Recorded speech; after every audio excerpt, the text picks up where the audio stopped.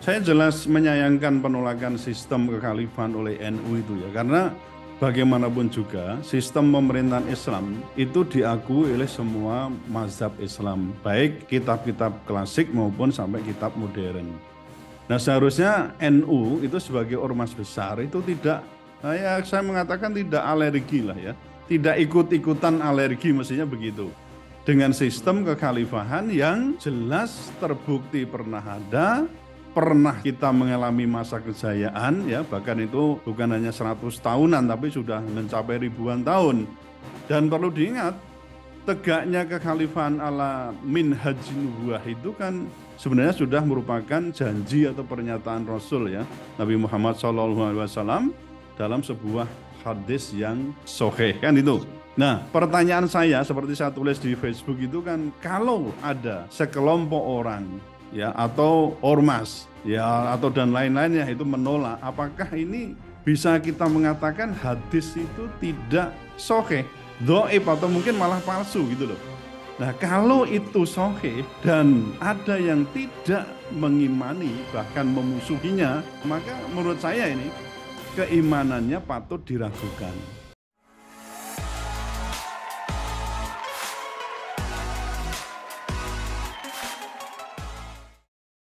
Ya, Assalamualaikum warahmatullahi wabarakatuh, Puan dan Tuan. Kembali lagi di segmen Tanya Profesor, di satu-satunya channel yang radikal, ramah, terdidik, dan berakal. Channelnya Prof. Suteki. Dan seperti biasa di samping saya sudah hadir Profesor Suteki. Assalamualaikum, Prof. Suteki. Waalaikumsalam warahmatullahi wabarakatuh. Alhamdulillah. Ya, Prof. Suteki, langsung kita mau bahas terkait dengan satu hal yang lagi viral banget. Ini terkait dengan pernyataan dari Ketua Umum PBNU, ya. Jadi kalau saya lihat di website resminya NU, ya, itu ada judul Ketua Umum PBNU titik dua Piagam PBB bisa jadi sumber hukum bagi Muslim. Nah, Ketua Umum Pengurus Besar Nahdlatul Ulama Kiai Haji Yahya Khalil Stakuf menyampaikan bahwa Piagam Persatuan Bangsa-Bangsa atau PBB bisa menjadi sumber hukum bagi umat Islam. Hal tersebut disampaikan dalam pidatonya pada Muktamar Internasional Fikih Peradaban 1 di Hotel Shangri-La Surabaya, Jawa Timur pada Senin kemarin. Karena kenapa menjadi viral? Karena kalau menurut sebagian besar umat Islam ya menyatakan bahwa sumber hukum Islam itu cuma ada 4 ya, ada Al-Quran, Sunnah, Ijma, dan Qiyas. Makanya di sini itu Prof ada komentar menarik ya. Salah satunya dari Ustadz Yuwana Rian ya. Beliau berkomentar mengetweet ya. Jadi harus segera berdiri nih pondok pesantren modern.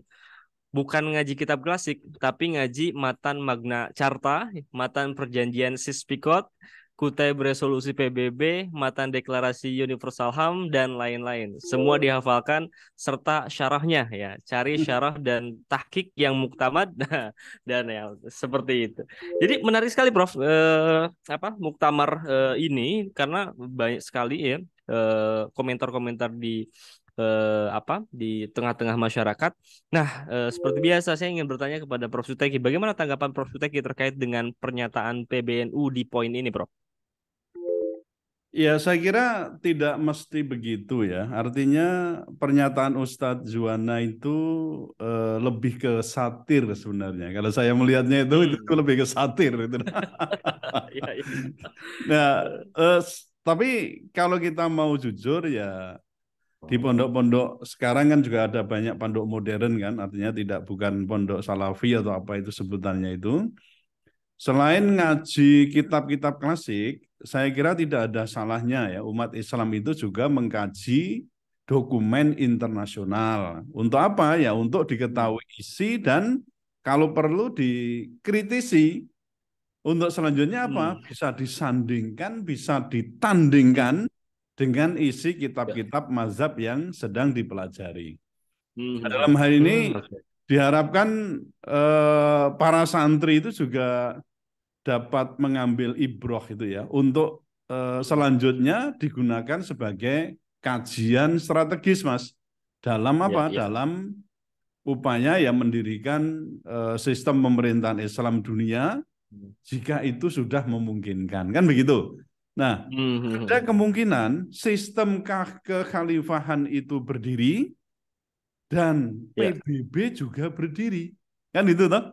Nah, oleh karena itu terhadap Ya. dokumen internasional PBB dan lain-lain itu juga menjadi penting untuk dilakukan kajian oleh umat Islam. Ya sebatas itu saja kalau menurut saya. Ya, ya. Oke, menarik, menarik ya. Prof, ini kan pernyataan-pernyataan PBNU ini akhir-akhir ini cukup mencolok ya. Kalau Hmm. kemudian kita kembali mengingat ya, bagaimana sikap fraksi NU di sidang konstituante tahun Hmm. 60-an, Prof. Ya.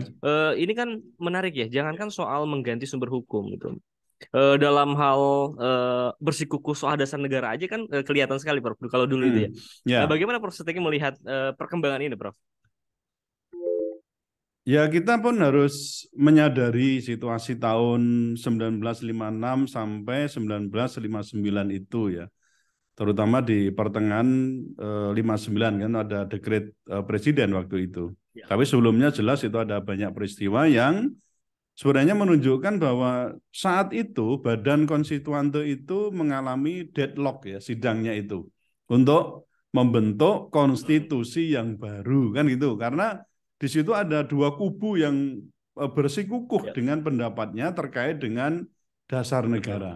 Pihak nasionalis itu Ya. ingin Pancasila saja yang menjadi dasar negara, sedang pihak Islam ingin syariat Islam itu sebagai dasar negara.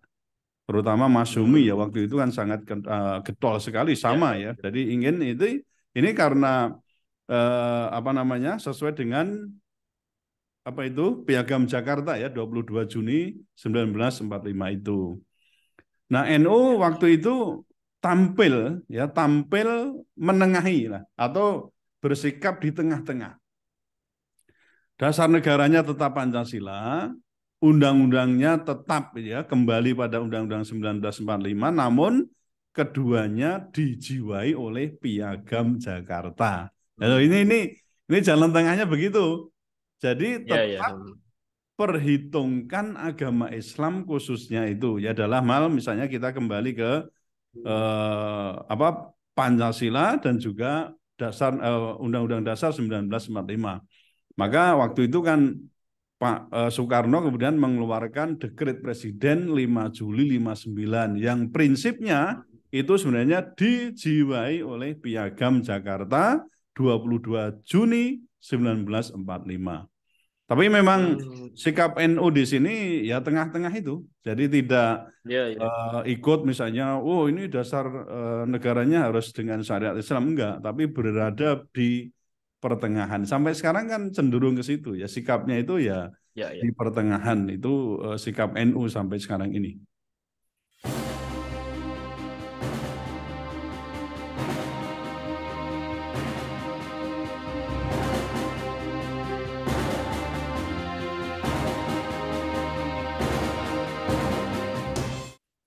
Oke, oke.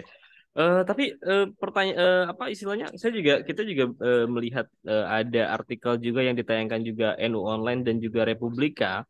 Ini Hmm. terkait dengan di saat yang sama ya, di forum yang sama, NU juga dengan tegas menolak khilafah, tapi kemudian menegaskan bahwa yang didukung itu PBB. Apa tanggapan Prof Zuki dengan pernyataan ini, Prof? Saya jelas menyayangkan penolakan sistem kekhalifahan oleh NU itu ya, karena bagaimanapun juga sistem pemerintahan Islam itu diakui oleh semua mazhab Islam, baik kitab-kitab klasik maupun sampai kitab modern. Nah, seharusnya NU itu sebagai ormas besar itu tidak, ya saya mengatakan tidak alergi lah ya, tidak ikut-ikutan alergi mestinya begitu. Dengan sistem kekhalifahan yang jelas terbukti pernah ada, pernah kita mengalami masa kejayaan ya, bahkan itu bukan hanya 100 tahunan tapi sudah mencapai ribuan tahun. Dan perlu diingat, tegaknya kekhalifahan ala minhaj nubuwah itu kan sebenarnya sudah merupakan janji atau pernyataan Rasul ya Nabi Muhammad SAW dalam sebuah hadis yang sahih kan itu. Nah, pertanyaan saya seperti saya tulis di Facebook itu kan kalau ada sekelompok orang ya atau ormas ya atau dan lain-lainnya itu menolak. Apakah ini bisa kita mengatakan hadis itu tidak sahih, dhaif atau mungkin Hmm. malah palsu gitu loh. Nah, kalau Hmm. itu sahih dan ada yang tidak mengimani bahkan memusuhinya, ya kan itu bahkan memusuhinya, maka menurut saya ini keimanannya patut diragukan. Nah, bagi saya ya biarlah NU ataupun sebagian besar penduduk bumi itu menolaknya, tetapi seperti janji Rasulullah itu khilafah akan tegak kembali entah kapan. Ya, kalau Hmm. kita kan ada ungkapan yang saya kira patut untuk kita renungkan yang berbunyi begini, mereka bisa saja ya merusak bunga di taman, tapi mereka tidak bisa menghalangi musim semi itu tiba. Nah, kemudian Oke. yang terkait dengan piagam PBB itu, Mas, memang Ya. dapat saja ya piagam PBB atau mungkin juga konvensi-konvensi traktat ya sifatnya internasional itu menjadi rujukan dalam pembuatan hukum nasional kan begitu. Tapi bukan hukum Islam gitu loh. Betul. Bisa itu hukum nasional tapi bukan Hmm. hukum Islam. Itu hukum nasional yang saya maksud itu sebagai human law, bukan divine law. Tapi kalau divine law sumbernya tadi seperti Mas sampaikan itu hanya 4, yaitu Al-Quran, hadis, ijtima, ya betul. Lalu yang ke kok Ya. istima apa yang kedua itu, yang ketiga itu eh, Apa hadis ijma sahabat ijma dan ya, kias ya. ijma. Kemudian yang keempat tuh kias kan itu. Nah, jadi piagam PBB itu kalau menurut saya kan bukan termasuk keempatnya itu. Bahkan kalau Hmm. kita lihat untuk sumber hukum nasional kita ya, atau jenis hukum nasional kita kembali ke Undang-Undang tentang Peraturan Perundang-undangan, yaitu di Undang-Undang Nomor 12 Tahun 2011 itu. Nah, itu kalau kita dasarkan pada soal bagaimana Muslim itu menggunakan sumber hukum, kalau kita kembali ada 4 itu. Jadi piagam PBB itu bisa kita pakai sebagai rujukan, tapi hukum nasional, bukan hukum agama. Oke, oke. Prof, ada nggak sih yang Prof khawatirkan dengan sikap PBNU yang tadi kita bahas di satu sisi kemudian menolak khilafah dan di satu sisi mendukung PBB. Apa yang Prof khawatirkan, Prof? NU itu kan ormas terbesar ya di Indonesia, yang Hmm. notabene-nya bisa dipastikan ini ya, sebagian besar atau mungkin malah semua kadernya itu kan beragama Islam. Betul kan? Betul. Nah, Hmm. jika pimpinan NU itu menyatakan penolakannya terhadap sistem kekhalifahan, bagaimana dengan anak-anak ideologisnya? Kan begitu. Jadi mereka itu bisa jadi akan semakin membenci, kemudian memusuhi ajaran Islam khilafah dan orang-orang yang konsisten mendakwahkannya. Padahal Hmm. kita tahu sendiri tadi 4 imam mazhab itu semuanya menyatakan bahwa khilafah itu merupakan bagian dari ajaran Islam, khususnya terkait dengan fikih siasah. Nah, Hmm. NU bersikap menolak, maka seolah dalam hal ini rezim itu akan mendapat amunisi baru untuk semakin mengkriminalisasikan ajaran Islam dan juga pendakwah khilafah. Hmm. Nah, khilafah itu kemudian ini akhirnya nanti begini Mas, yang saya khawatirkan itu akan ditempatkan sebagai ideologi yang Hmm. dikatakan ideologi terlarang seperti ateisme, komunisme serta marxisme, leninisme. Maka bisa diprediksikan nanti pasal 188 KUHP itu akan sangat enteng untuk diterapkan kepada para pejuang dakwah Islam, khususnya ajaran Islam di bidang pemerintahan yaitu khilafah. Itu yang saya khawatirkan ke depan itu justru ini pemerintahan akan semakin represif ya terhadap para pendakwah, terutama ya orang-orang yang mengajarkan serta mendakwahkan sistem pemerintahan Islam namanya khilafah itu. Oke, baik, baik, baik.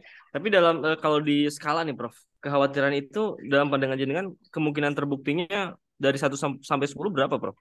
Oh, itu bisa 9 itu. 9 ya? Oh. Bisa 9. Lihat aja nanti. Karena ini ormas sangat berpengaruh untuk pemerintah, Mas. Baik, baik. Kita tunggu nanti ke depannya Prof, Ya, kita berharap terkait tidak dengan ya, tapi kalau itu kebijakan. saya prediksikan nilainya 9 itu. Itu sangat berpengaruh. Oke, ya. Baik. Ya, Prof Suteki, terima kasih atas jawaban-jawabannya dan juga Puan dan Tuan, terima kasih yang sudah menyaksikan sampai di sesi pertanyaan keempat terkait dengan pernyataan Ketua Umum PBNU yang mengungkapkan kalau piagam PBB itu bisa jadi sumber hukum bagi Muslim dan juga posisi tegasnya dalam menolak khilafah. Ya, baik. Jangan lupa untuk terus tonton video-video di channel Prof Suteki. Jangan lupa juga untuk like, comment, share, dan juga subscribe. Karena satu yang berbeda, kita akan senantiasa mengulas isu-isu viral secara radikal. Ramah, terdidik, dan juga berakal. Masya Allah. Ya, terima kasih Prof Suteki, terima kasih Puan dan Tuan semua. Saya pamit undur diri. Assalamualaikum warahmatullahi wabarakatuh. Waalaikumsalam warahmatullahi wabarakatuh.